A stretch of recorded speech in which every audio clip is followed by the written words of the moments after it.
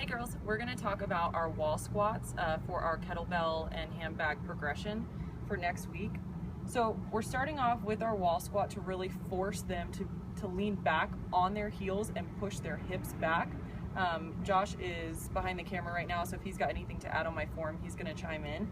But what we really don't want, one in squats in general, and two especially in the handbag and kettlebell swing, is for the knees to come over the toes. And so one great tool for that is the wall squat, because it forces them to keep their chest upright and they don't want to hit their knees on the wall. Okay, so that forces them to push their hips back, and they're gonna feel like they're gonna tip over. And if they do, hopefully you've got a padded floor, or you can always set up something behind them if you're outside, wherever you are. And everyone looks uncomfortable, everyone looks ridiculous, and it's okay that that's so. Josh is laughing at me behind the camera. So I'm starting off, I'm about 2 inches away from the wall, and hands are on the wall for support at first. Again, when they get better at it, they can remove the hands and focus on really feeling the hamstrings fire up. But this is what we want in our squat. We really want to feel the hamstrings, we want to feel the glutes, and we want to keep that chest upright instead of a lot of rounding that will happen in squats. So to start off, I'm going to make sure I'm elevated with my toes, and please excuse my footwear.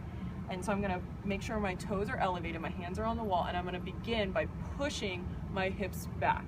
And I'm going to sink as low as I can, keeping my chest upright without my knees coming over my toes. So you can see that this would be a pretty difficult pose to hold, simply because I'm trying to prevent my chest from coming forward. So most women will probably have never been in this position before with their squats. So it's going to be pretty difficult. You can challenge them to bring their toes a little bit closer to the wall, and again, push the hips back.